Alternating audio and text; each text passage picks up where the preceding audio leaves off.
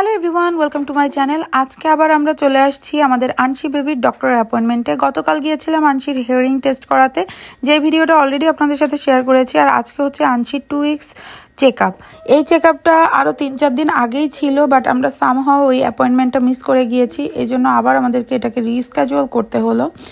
আর গতকাল যেই hearing test ছিল ওটা ছিল আনশি যেখানে ডেলিভারি হয়েছে সেখানে। আর আজকের অ্যাপয়েন্টমেন্টটা হচ্ছে কাইজারে, যেখানে আমি ডক্টর দেখাতে আসি। আনশি এখন আপাতত আমার ইন্স্যুরেন্সে ডক্টর দেখাচ্ছে। নেক্সট 2 মান্থ সে আমার ইন্স্যুরেন্সে ডক্টর দেখাবে। ওর এখনও নিজস্ব পার্সোনাল কোনো হেলথ ইন্স্যুরেন্স হয়নি। আমেরিকাতে বেবিরা বর্ন হওয়ার পরে ওদের হচ্ছে বার্থ সার্টিফিকেট, সোশ্যাল সিকিউরিটি সমস্ত কিছু কমপ্লিট করার পরে সেগুলো সব ডকুমেন্ট স্টেটের হেলথ ডিপার্টমেন্টে জমা দেওয়ার পরে ওদের জন্য হেলথ ইন্স্যুরেন্স কার্ড পাঠায়। তারপরে আমরা যে কোনো একটা প্রাইমারি কেয়ার নিতে পারবো আনশির জন্য। তো আনশিকে আধিরার যেই প্রাইমারি কেয়ার, সেই প্রাইমারি কেয়ারই নেওয়ার ইচ্ছা আছে। ডক্টর তো যেমন ভালো, আর 2 বোন এক জায়গায় ডক্টর দেখালে আমারও একটু সুবিধা হবে। তো এই তো, যাই হোক আমরা চলে আসছি।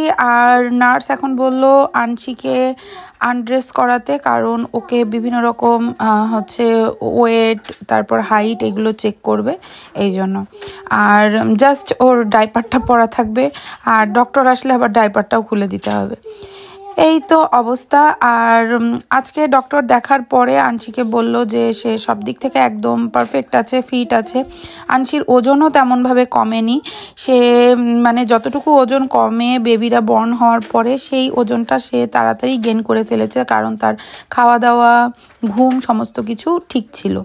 আর হচ্ছে 15 দিনে আনশি 1 পাউন্ড সামথিং ওজন গেইন করেছে। মানে এখন আনশির ওজন হচ্ছে 8 পাউন্ড কত আউন্স যেন, আমি আসলে আমারও তো খেয়াল নাই। তো যাই হোক, আনশিকে ডক্টর দেখিয়ে নিয়ে আমরা চলে আসলাম। আনশির একটা ল্যাব টেস্ট করাতে হবে। ডক্টর বলল যে নিউবর্ন ল্যাব টেস্ট করিয়ে নিয়ে যেতে। তো এই জন্য লবিতে আসলাম হচ্ছে আনশির ল্যাব টেস্ট করাতে। আর এই ল্যাব টেস্টটা বেবি বর্ন হওয়ার পরে একদম সাথে সাথেই করে, এবং আনশিকেও সেটা করেছিল। বাট জানি না, এরা আবার বলল 15 দিন পরে আবার সেই নিউবর্ন সেম ল্যাব টেস্টটা করাতে। আধিরার সময় কিন্তু জাস্ট একবারই করেছিল, বাট এই আনশিকে দেখছি যে 2 বার এই টেস্টটা করাচ্ছে। যাই হোক, যেটা তারা ভালো বুঝলো সেইভাবে করতে বললো, আর আমরাও সেটা কমপ্লিট করে গেলাম।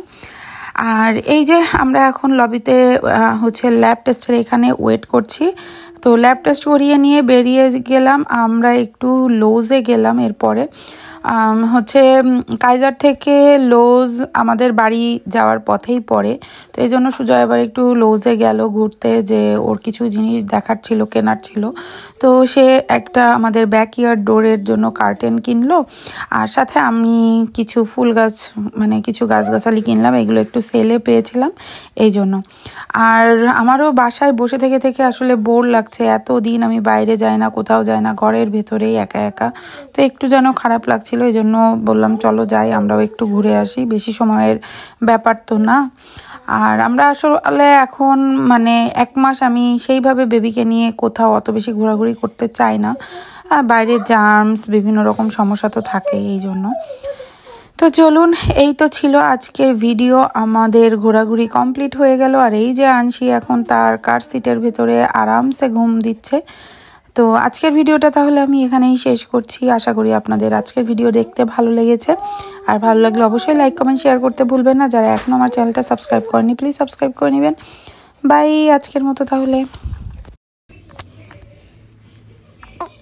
কান্দনা করে দাও, কান্দনা কান্দনা কান্দনা।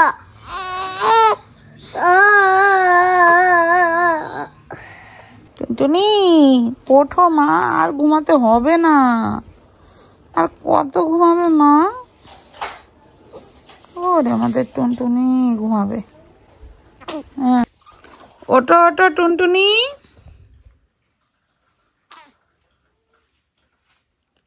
ও টুনটুনি উঠে পড়ো, ওঠো।